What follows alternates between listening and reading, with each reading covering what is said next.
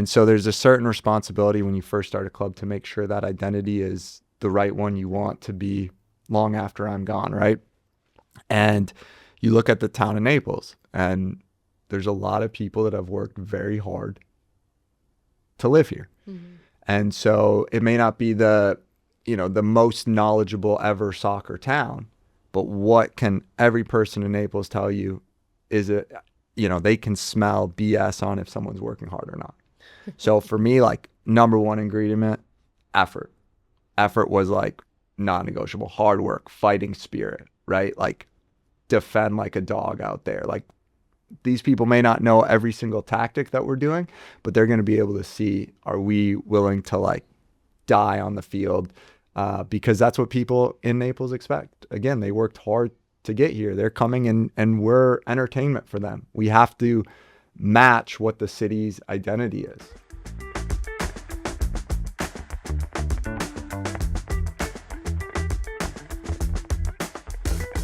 Today we are joined by someone helping write a brand new chapter in Naples sports. Matt Poland is the head coach and sporting director of FC Naples, and he's been tasked with building Naples' first professional soccer team from the ground up. We're going to talk about why Naples, what it's really like starting a professional franchise from scratch, and where he sees FC Naples and the local soccer community headed in the years ahead. Matt, welcome to the show. Yeah, thanks for having me. Excited to be here. Super excited. Oh my gosh, we have a professional soccer team, everybody. If you didn't know that, you've been living under a rock. But FC Naples, we've got the head coach and director right here in this room. This is very exciting. The big dog. The big dog. Yeah, someone had to do it. Yeah. So how did FC Naples like really start? Because it was, from my lens, it was like all of a sudden Paradise Coast was a big deal. It opened, and then all of a sudden we have a professional soccer team. Like, that's what happened in between. Yeah. So the league we play in is the USL, and they kind of try to find where are the right cities to put a professional soccer team of this size, based on, stadium and population, all of that. And then they try to find potential interested owners, and they try to pair them together. So sometimes it's in the city that owner lives, sometimes it's a city nearby, and they make that connection. So in this case, the ownership group had been interested in owning a football club, a soccer club, and Paradise Coast obviously had just built this beautiful complex and stadium, and they had reached out to USL, and USL had these potential owners that were already living in Florida. So they connected the two. They came and looked at the facilities, everything like that, and they decided to plant roots and build a professional soccer team here. So that all happened before I joined. There was a welcome party in January of 2024, which I just happened to be down here in Marco. And so I drove up to the complex, walked right up to the CEO, Roberto Moreno, and introduced myself and said, hey, you guys have a pro soccer team. I'm a coach. Let's figure something out. Hell yeah. Yeah, that's how it started. That's awesome. Because you've been around for a while. I know you're not originally from Southwest Florida. You're from Minnesota with Jay. I mean, I know you guys didn't know each other before today. Let's get a skull chant going over here. You don't have to know someone to know them from Minnesota. There it is. That's what's up right there. I mean, it's some grit y'all have. That cold. So you're from Minnesota, but you've been coming down to Southwest Florida, from what I know, a little bit for 30 years, you said? Yeah. So my grandparents bought in Marco Island in the 60s. So on my mom's side, she'd been coming here her whole life.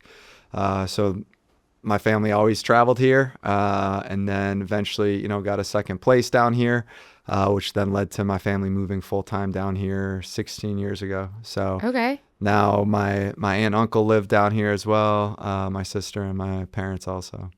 And when and where did your soccer journey start? I know you used to play, obviously. Yeah. So grew up playing club soccer like most of America. Yeah. At some point the micro leagues and all that. Loved it. Kept playing through high school, all of that. Went to college, a small school in Indiana called Taylor University. And then from there, signed with a sports management group out of Chicago. And they sent me over to Finland. And so this craziest thing, called me on a Tuesday, said, hey, there's a team that needs a center back. They want you there Saturday. Can you get there? And I I don't even know where Finland is on the map. Like I'm Googling it's not top. Poland, but it's Finland. Yeah, exactly. I'm Somewhere over Googling there. top 10 facts about Finland because I know nothing about it besides it's like cold. Yeah. And they go, okay, send an email. And, this is before all of maybe as easy of travel with technology and stuff. And they go, there's a guy named Tony, and he's going to meet you at this town that I couldn't pronounce. It's called Seinäjoki, but I couldn't pronounce it. And I'm like, oh, great. So I'm flying into a country I've never been, getting on a train, getting off at a train station where some guy named Tony is just going to meet me with a car to take me to the city. Like, I was like 50-50. This isn't real. But it ended up being real. I ended up signing over there. And then, I ended up playing and coaching in Scandinavia for 6 years. Wow. Amazing. And did you come back here for this gig, or had you moved back to Florida after that venture? So I was over there and when COVID hit, Okay. and that was really challenging. So I tried to go back the year after that, so 2021, and the regulations and rules in Scandinavia were really hard to get back into the country. And the season already had kicked off, and I was still under contract there as a coach. But wasn't able to get back over there. So I was down here in Marco, Naples area. I was coaching, I was like, I have to do something. So I was coaching the Naples United, which is a semi-pro team down here, when I got a job offer in Chicago. So then I went to Chicago from 2021 until May of 2024 when I officially got the job here. Nice. You're like, it sounds like you wanted to maybe be back here. Yeah, I think, And your family was here, that helped? Yeah, obviously, living far away from family is tough. And, to be over in Scandinavia for 6 years was amazing. But, if I'm lucky, my parents came to one game a year type of thing. Yeah. And so to have them at every game. And I think for me, it's special to build a club and start a club. There's a lot of responsibility that comes with that. But I think when it's, in your own backyard, during the off seasons when I was over in Scandinavia, I was coaching the charter school MIA down in Marco and coaching those high school teams. So even though I wasn't born here, I feel at that point coming back to take the job, I felt very connected to the community and especially the soccer community. That is so cool. I feel like it just makes it all that much like richer of a story. Because when I heard professional soccer team, I'm imagining every single piece of it is someone who's not from here, have no idea. They just, got a job, which is fine, Mm-hmm. right? But that extra layer and what we love to highlight on our show, on our program here is those roots. And you've seen that corner, the only thing I associated before Paradise was there in the soccer team was the Naples City Dump, which wasn't there a long time ago. Yeah. Like that, there's so much development, right? And I think when Paradise opened, it was like, whoa. We had my cousin's kids come over from Miami to play at that soccer field. Their little, tournaments. They're traveling, and this is like the premier stadium. And then to have professional league, it's like still hard to wrap my head around. Absolutely. And why I haven't been to more games is a crime. Right. Yeah. I've been at all of them. You've been at all of them, yeah. So when does your season start? Yeah, so preseason started January 15th. Okay. First game was March 7th or 8th. Okay. And then the regular season will run until middle of October. Then playoffs start there until November. Okay, so you're training right now. So we're training. It is June. Yeah, we're Hot. almost halfway through the season, but yeah, very hot. Very hot out there. Even training early in the morning. Just the humidity and all is brutal. So the good thing is gets our guys better physically fit. We can play in the summer and have it affect us less because we're playing in such brutal conditions here. When we go north or whatever, it's not. When it's 80, it feels nice for us, Right. where it feels really tiring for the home team. Dang. Where in the world are these players from? Are Everywhere. Everywhere. Everywhere. We have a couple that are from here. We just actually signed another academy player from Naples. But yeah, let's see. This year we have players let's start in Europe. We have Spain, Ireland, England, Germany. We have from Mexico, Argentina, Colombia, Haiti, Croatia, Jamaica, probably forgetting Yeah, it's a lot of. something in there. Trinidad and Tobago. Yeah, we just have a new Nice. player from Trinidad. I don't know. Probably forgetting somebody That's going incredible. through it That's all, but wild. yeah. And before we were rolling, you mentioned that you watch 11 games a week. Is that accurate? Usually it becomes about 11. So most of the games from our league, and then a few from the league above us, just because there's always players rotating between those leagues. So I want to have a grasp on that. And then one or two of the better MLS matchups for the week at a minimum. So yeah, when you watch your team, you watch your game of the previous week 3 times, and then you watch the last 3 games of your opponent as well. It's a lot of film. It's a lot of film. Yeah. And when does scouting take place for all that for the following year, or is it always happening essentially?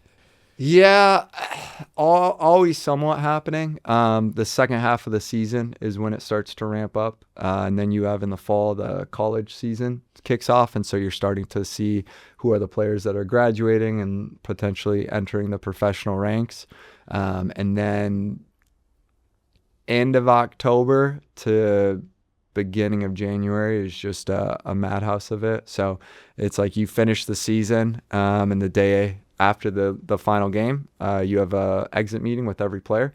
And that's a tough day because you're telling them, hey, we're going to pick up your contract, or we want to extend a contract, or, this is where it stops for our relationship as a team and a player.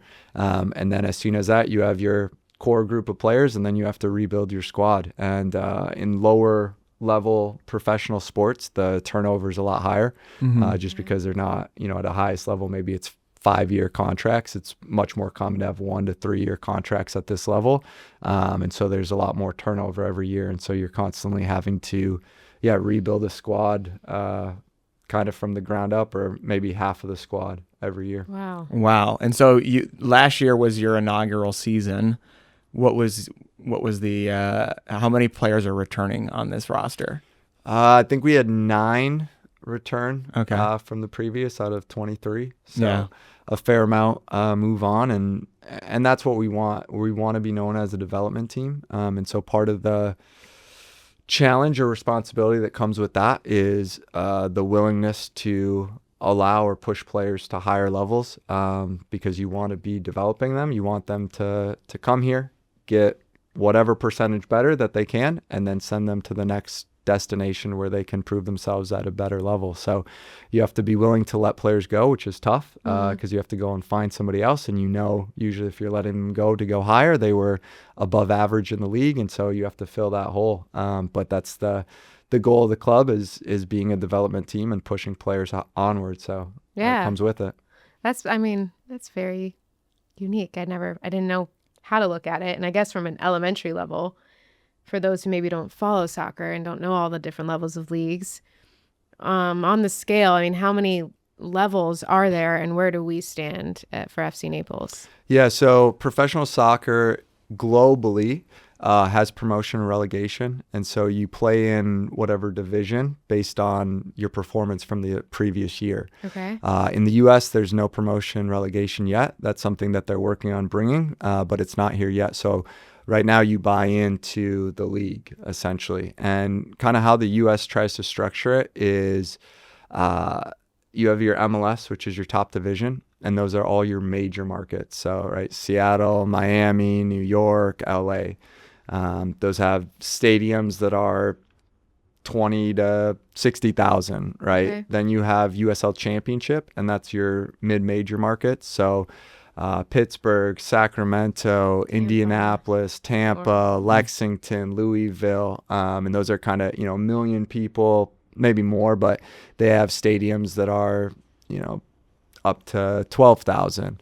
And then you have the third division, which is USL 1, which we play in, and those are your 500,000 to 1 million. So teams in our league one is Sarasota, but you have Madison, Wisconsin, Omaha, Nebraska.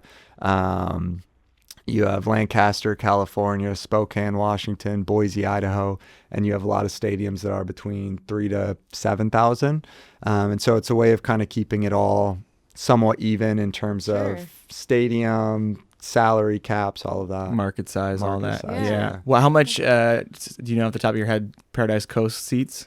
I think I want to say it's around 4,800, depending on how. The hard thing with it is we have the beer garden side. Sure. And so you have those berms. So it just kind of depends, I guess, how full you allow people to get in. But yeah. I think we've had a few sellout crowds, which are about 4,800, like the game against Orlando City in the Open Cup. Yeah. Is it correct to refer to Paradise Coast as your stadium, or is it FC Naples? I just want to make sure for myself and the audience. Paradise Coast Sports Complex, that stadium is, okay. You So you guys are known together and you like it that way. It's not offensive if you refer to it as one or the other. No, that's our home base. Okay. We train there every day. Our lockers are there. Our offices are there. So yeah, we're hand in hand with all of the staff there, and we're all working together on everything. Yeah. Had you ever taken a soccer team brand new and been the launch before this? I did in Chicago, but it was as an assistant coach. So it was a little bit different, obviously, than being a head coach and sporting director, but learned a lot through it. And the general manager that I did that with, he started 10 different professional clubs. Oh my goodness. So he's kind of a legend. He actually started another club in this same level in Forward Madison, but it also started Chicago Fire, Minnesota United, the Chicago Red Stars, which are now just the Chicago Stars, which is a women's professional team. So from my side, he was very influential in giving me a lot of perspective on things to do, things not to do. The league obviously helps as well because they're bringing new teams in every year, and so they're helping give guidance on everything. But it's really a crazy thing if you think about it. Because when I got hired, I come in, I'm the first hire on the sporting side, right? Like there's front office and ticket team and sponsorship, but like I'm the only person on the sporting side, and it's like, hey, you're tasked with finding 30 people from athletic trainers to assistant coaches to equipment managers to players. And then it's like, okay, that's one part. Now do those pieces fit together, right? And you only have a certain number of international spots and you only have a certain budget. Then we have to figure out housing for them. Then you have to also like, hey, the players need gear and travel gear and suitcases and all this other, compressions and socks. And right now that's all on my job because there's no team yet. And then you have to order the soccer balls and the cones, and let alone like talking, hey, tactics and how do we all get 23 different players on the same vision, all coming from different environments. So it's kind of different countries and different languages and all. Absolutely. It's completely madness when you think about it. Yeah. I must love it. But the one like saving or the one like really amazing thing is you start with a blank canvas and you get to paint it exactly, how you want. Where usually if you come into a team, more often than not, sometimes it's the coach has gone to a better team, but more often than not, it's because the coach is leaving and the team isn't doing as well. And so you're usually coming in and having to solve a lot of problems or fix areas where, at least when you're starting with a blank canvas, you're not fixing those things right away. You're just building off of the ground. Yeah. And I don't know if you've had this happen, but if a player that you're trying to recruit, I don't know if I'm using the right words here, recruiting a player, they're between signing with FC Naples and signing with Boise. Where's your pitch as far as where we live and what we offer? Yeah, the good thing is recruiting again is like October to December. Oh, nice. They come and visit and it's I make sure I check the weather. They're up north. It's 30 degrees and snowing. Hey, let's do a Zoom call today.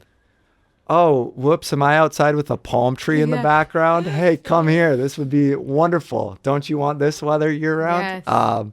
So I mean that's a big plus for us, absolutely. Getting to live in a place that's so sought out and desired by so many people in the US, right? Everybody, Naples, Florida, wow.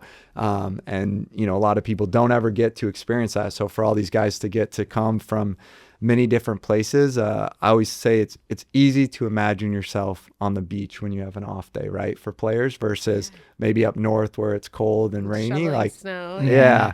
We don't really talk about hurricane season in the recruiting pitch. We move past that. But I think obviously being in Naples is easy to recruit in that sense. Mm-hmm.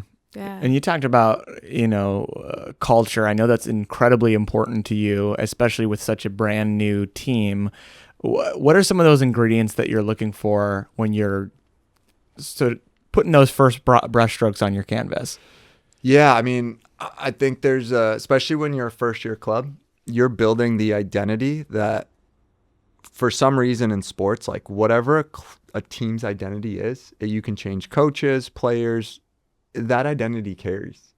And so there's a certain responsibility when you first start a club to make sure that identity is the right one you want to be long after I'm gone, right? And you look at the town of Naples, and there's a lot of people that have worked very hard to live here. And so it may not be the most knowledgeable ever soccer town, but what can every person in Naples tell you is they can smell BS on if someone's working hard or not. So for me, like number one ingredient, effort. Effort was like non-negotiable. Hard work, fighting spirit, right? Like defend like a dog out there. Like these people may not know every single tactic that we're doing, but they're going to be able to see, are we willing to like die on the field? Because that's what people in Naples expect. Again, they worked hard to get here. They're coming in and we're entertainment for them. We have to match what the city's identity is. Yeah. I love that. That was so well said. I also love the colors. Blue and gold. I went to Naples High, so it just goes with everything. Did you go to high school here? No. We moved just after high school. Okay. Well, again, I'm so impressed so far with your story. I'm curious, when was that moment in your journey where you're like, okay, I'm not going to play, I'm going to coach? Was coaching your calling? Did you fall into it? A little bit of both. When I was playing, I knew when I was done that I wanted to coach. I foolishly said, I want to coach. I don't want a desk job. Okay.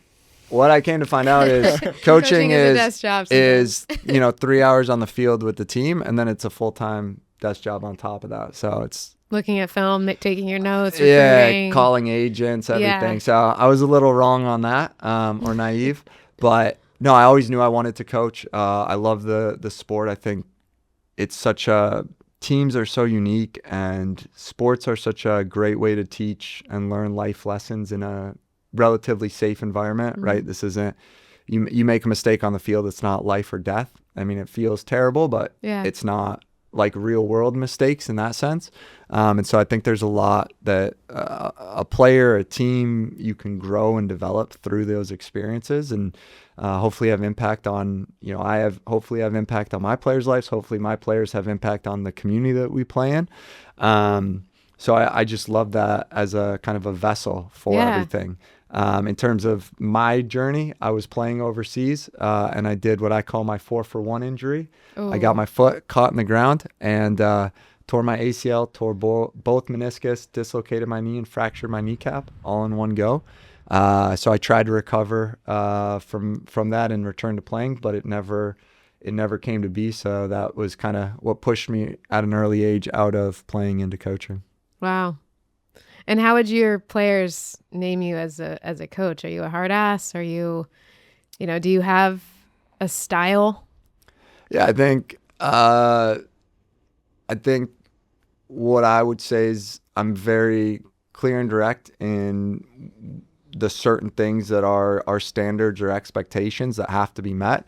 I think I'm closer to being a player than, if I was 55 and doing it. So right. I still remember a lot of what it felt like to be a player, and what I enjoyed or didn't enjoy in training sessions and all of that, or how I like to be spoken to or how I did it. I want to have respect. I want to have a real authentic relationship with players. I don't just want to scream and yell all the time. I think if you do that all the time, then people, drown it out and shut down because they're like, coach is just angry again. So finding those moments where maybe you do have to get into someone, but not all the time. And the biggest thing, though, is making sure that inside of our set style of play and all of that is that we're giving players freedom, right? Every player has a unique skill set, something that makes them unique that allowed them to make it to professional soccer. And I don't want them to be robotic to where you take away that little bit of flair or extra thing they have. Mm-hmm. No, that's so cool. It is funny when I played soccer for a very short time. You played quite a bit. Not Right? soccer, other sports, but Okay. yeah, soccer was not one that was an option up where I'm from. But right, it's too cold. not a lot There's of not a lot of soccer. indoor No, things. no. But every time I've watched it, my dad grew up playing soccer and went to Drake University in Iowa, where he met my mom.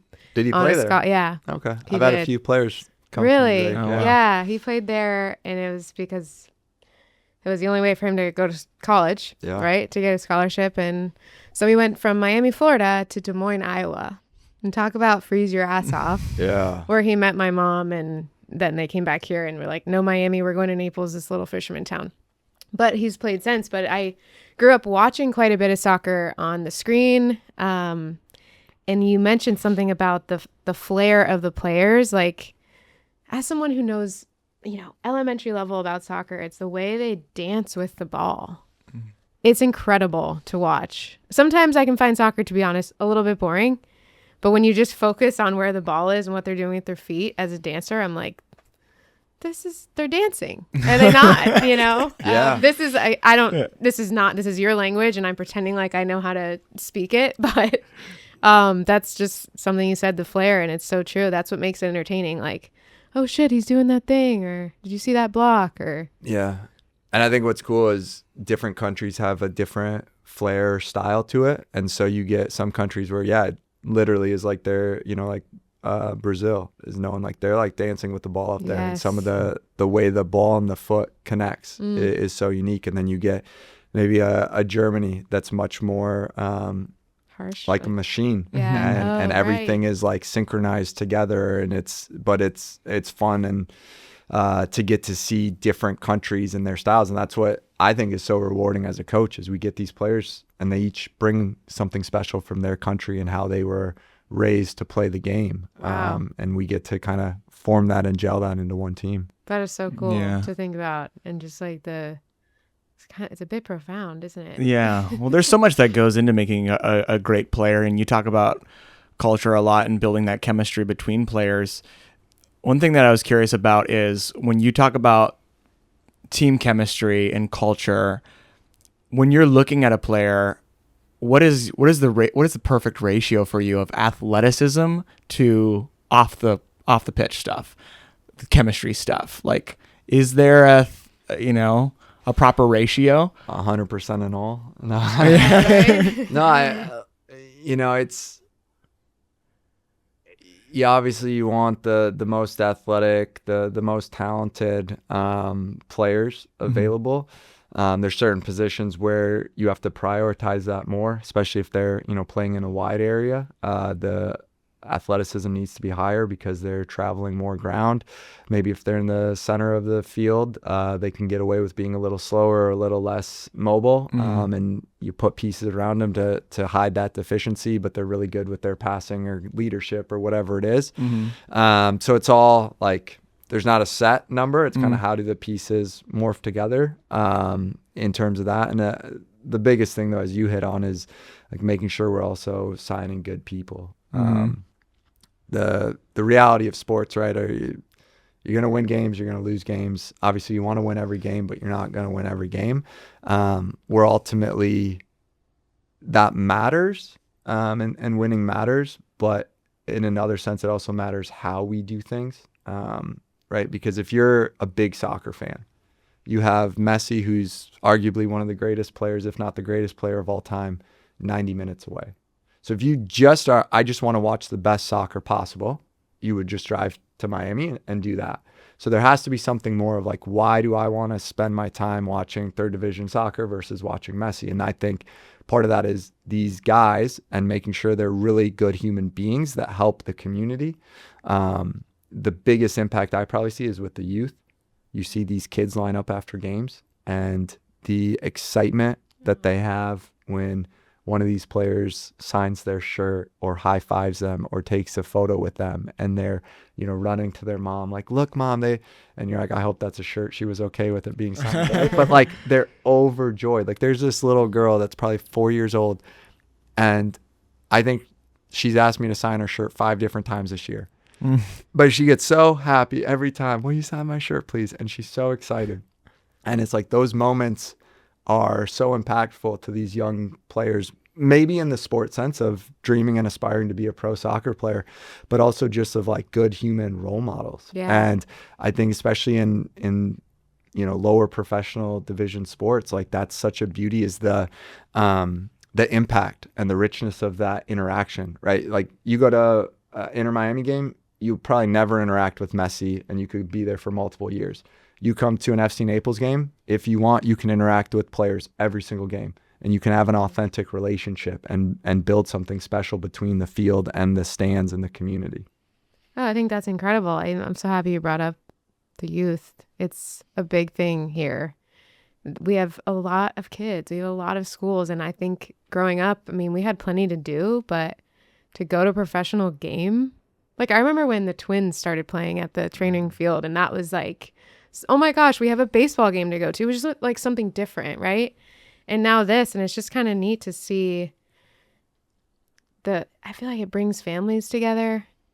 Like, when can you go? I miss going to high school football games just because it was a time I got to like, oh, my grandma was there, mom was there, my friends were there. We're all here together and having a good time. And now you're providing that, on a whole nother level with like awesome concession stands and, the atmosphere. You plenty of parking. Smartest parking lot, by the way, in any stadium I've been to. I never get to experience. Yeah. I'm always there before and I have to when it's empty. Yeah, very, very good parking. But yeah, I'm so happy you brought that up with like the genuine interaction and how neat that we have that. We shouldn't take it for granted. No, absolutely not. Is there other ways for the community to get involved with players or just with the organization in general that you guys do maybe out of season or even in season?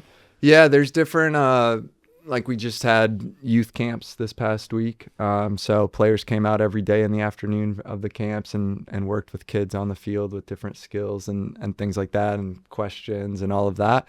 And then there's a lot of different areas to get involved with. Obviously, if you're a company, different sponsorship or activations, pregame things, all of that.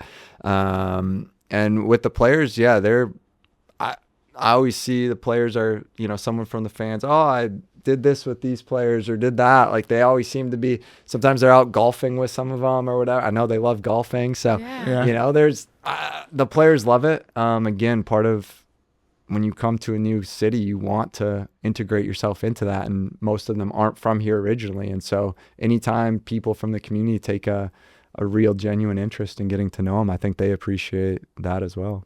That's really cool. Do you think they feel welcome, your players who are not from here?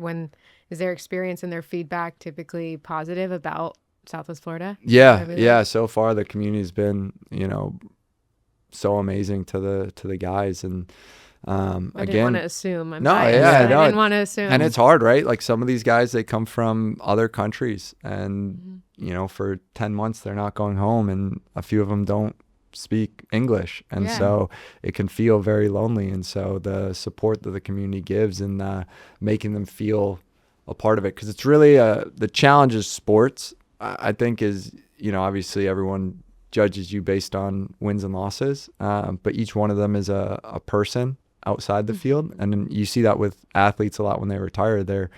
A lot of them struggle with my identity was wrapped up in who I was as a player, and so sometimes just treating them like human beings is important for their mental side of things as well. For sure. I want to switch gears and talk about something that's happening probably while this episode airs, which is FIFA World Cup coming up June 11th to July 19th, if I have that correct. I'm going to have to up the number of games I watch a week. Yeah, honestly. Seriously. I think I have those around then. It's the wrong tab. But from what I understand, you guys are going to be airing every soccer game. Anytime there's a soccer game, it's going to be available for a watch party at Paradise Coast. Is that right? So at Paradise Coast Sports Complex, there's a little bar area called the Cove, and they're going to have watch parties for all the games. They're going to be streamed there. And I know for some specific games, like the U.S. game coming up, they're going to have even extra things around the game. But on Thursday, we're doing a questionnaire before one of the games. So there's going to be different interactions or activations for different games throughout the World Cup. Fun. I love it. More to do for locals who stay here in summer, which is all of us, and which especially is really those nice. folks that are here during the summertime. Yeah. You're in season right now, but is there, discourse in the locker room, so to speak, that we have things to do that we really enjoy as a team? Like, is there things locally that you hear players constantly talk about, whether that's a restaurant or a It place? could be positive or negative. Like Yeah. Naples is Yeah. this. Well, Stereotypes. during preseason, obviously now it's a little hot, but the beach was massive in January, February, March. Obviously, I know there's a indoor golf simulator place that a lot of the times on the off day the guys go and compete there. Are any of them good? I always feel like the foot-eye coordination. There's a few that That can are quite swing? good. Okay. Yeah, a few that are terrible. We did a golf Yeah. outing last year, and It's like they're obviously professional soccer players, so I don't feel bad. yeah, no, Saying, there's, like, are they there's some bad at golf? separation between the good and the bad. Yeah. You know what's interesting? Actually, what I've been hearing, I guess the biggest thing with the guys right now is a lot of settlers of Catan. They've Oh, been having really? some You're pretty kidding heated me. tournaments with that. So Where? Like they just meet up at a bar? Or like I at don't know. It's not. I don't There's know. like a cult following and we don't know about. Yeah, I'm not. Yeah. Maybe there's an underground. It's like place. mahjong. I keep hearing about that everywhere. And then So, Catan. That's mean- wild. I mean, it's pretty heated from what I hear. So. Yeah. Well, they're That's athletes, right? awesome. So there's always competition involved in Yeah. lots of the things that Always they're doing. competition. Doesn't Yeah. matter what they're doing. When it comes to sacrifices, being a coach, obviously you've made some. What is the biggest sacrifice that you've made for soccer? Yeah, I think probably the biggest is time. When you're a coach, like your time isn't yours. Like the off season is 8 weeks of the year, and inside of that, again with the dual role, like there's a lot of scouting and trying to sign players and work. So for 10 months of the year, you don't get to choose your off day, or if something aligns to be free to do. Like every other weekend, you're on the road and you're away, and you just have to be willing to sacrifice moments with family or loved ones. When I was over in Europe for 6 years, I missed most of my friends' weddings. And again, that's a trade-off when you're in professional sports, right? You train on holidays or have games on holidays. Like your time just isn't yours. So yeah, that's a tough one, but it's one that everyone in sports kind of knows they're getting into. Yeah. So what do you do with your free time in Naples? You like to go, like, where do you like to go eat? For example? That's hard to. And you're on Marco too, so you've got a whole nother. You can throw in some of that. Island if you want. vibes. Yeah, I mean, there's just so many good places in my opinion. Or what's like a go-to, like, Well, we get our lunch every day for the players and staff is from Bar Tulia. Oh, So that's amazing. that says anything about some great food. That's awesome. So Yeah. that's why you want to come play for Every FC day? Naples. yeah, every day Catered? Yeah. we get that. Well, what for, time was for lunch? And why the lunch. hell didn't you bring any here? Yeah, I'm just sorry. kidding. I should have brought some. Kidding. So that's excellent. But I mean, I've been on so many different restaurants on Fifth, and Yeah. honestly, it's like I just want to try the next one because it's like, oh, that one was great, but I want to go to the next one and see how great that one could be, because it just seems like I know.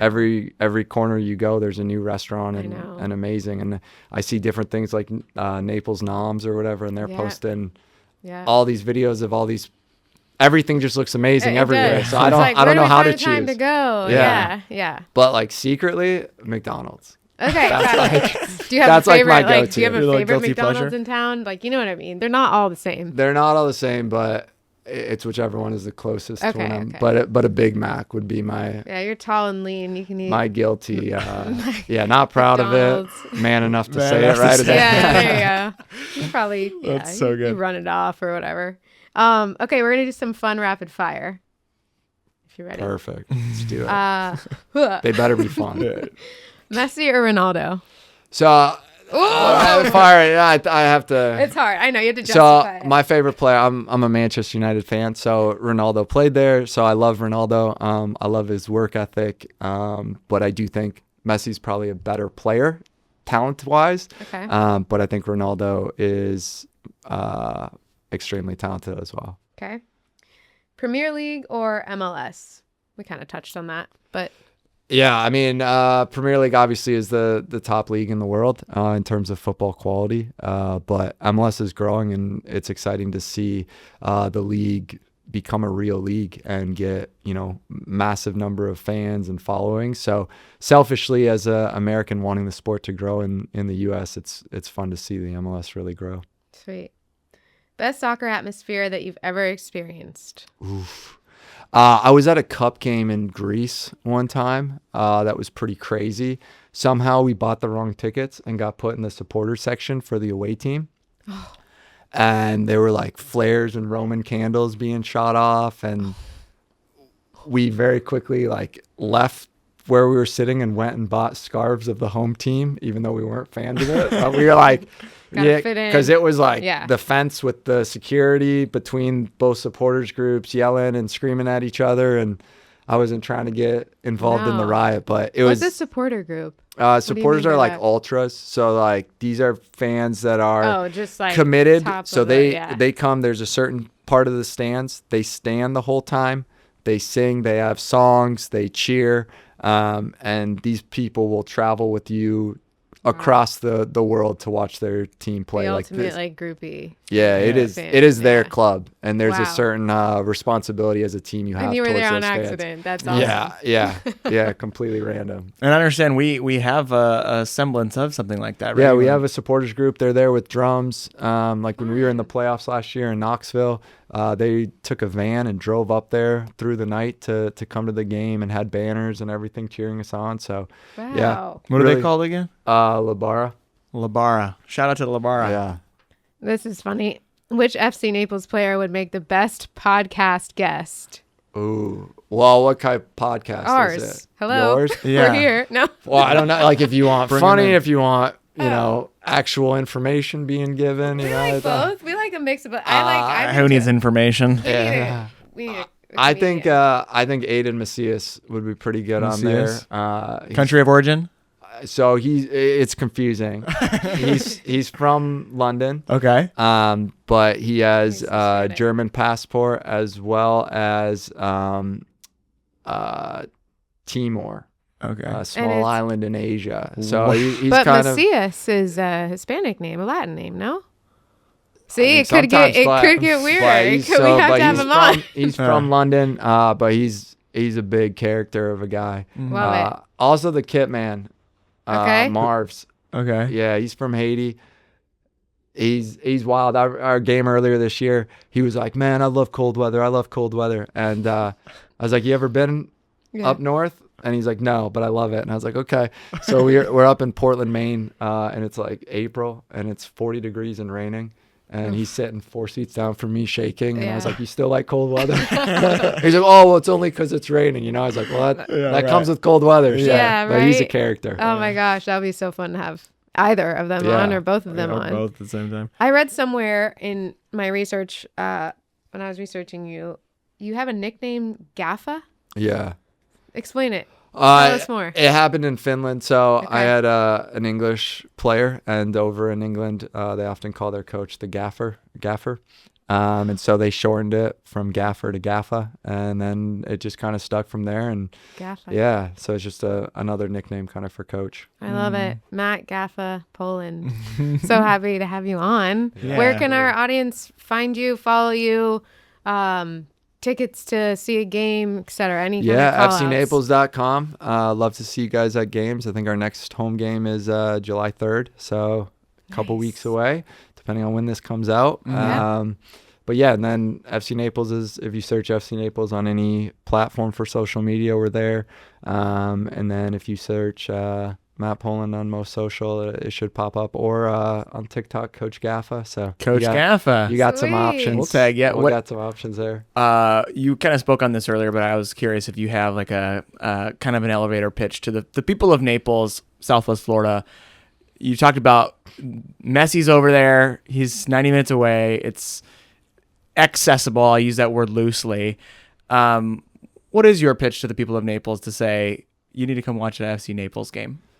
Camera's there. Yeah, I think kind of twofold. Number one, come and watch professional soccer, see these guys represent the city that you live in. It's an incredible experience. And number two, it's part of being a part of a community, and you get to build relationships with people in the stands. And it's almost two parts. One is what's happening in the field, and the other part's what's happening in the stands. And what's beautiful about it is it kind of merges together to represent Naples as a whole. I love it. I will say, for anybody who's relocated here, these are for, I guess, my people. And I have a lot of relocation buyers, and thank goodness for them, right? Our economy's getting stronger, our community's getting bigger. But a lot of times they're like a little lost. They're trying to find their feet. And as you were saying that, I'm thinking, go become like one of these support groups. No, but be a part of La Barra. Yeah. Be a fan of your local soccer team. I feel like that's a great way to like connect and feel like you're a part of something. There is that kind of like alma mater feeling. Yeah. One, what I always say is there's so many transplants here. Yeah. And you can be a Dallas Cowboys fan or a New York Giants fan, or if you're lucky, a Minnesota Vikings fan, right? Let's go. But what's that like thing that embodies all of us? And it was all like, okay, we came to Naples. Why? Because we like the beach, we like warm weather, but there wasn't necessarily like that unifying thing that we all could get behind. And luckily for me, as I'm a soccer fan, I'm glad it's a soccer team, but it's natural progression of a city growing, and you can still be that Cowboys fan while supporting us. And so I think it's, as you say, like a great thing for the community, meet people, become a part of representing and taking pride in the city that you live in. Yeah. Oh, so well said. Yeah. Awesome having you on. Jay, you have something else? I was gonna say the only thing we didn't touch on was the fact that last year was y'all's inaugural season, and it was a positive end result, which is insane to think about. You literally starting as the one athletic hire on that side of things and going, all right, we're gonna get all the way down to the boots you're wearing, the cleats you're wearing, and come out with a fourth place finish in a 13 team league. 13, yeah. So we got a home playoff game. So we were the first inaugural team to ever qualify for a home playoff game in their first season. Wow, so, insane. Yeah. Why didn't we open with that? That's amazing. Yeah. So whoa, I had no cool, idea. Yeah. Very cool. So the expectations are set. Yes, they are. Welcome to Naples. We like quality. Yeah, that's right. Absolutely. Well, thank you so much. If you have anything else to share. Oh, thank you. That's All perfect. right, cool. Well, thanks guys for listening, and we'll see you next time.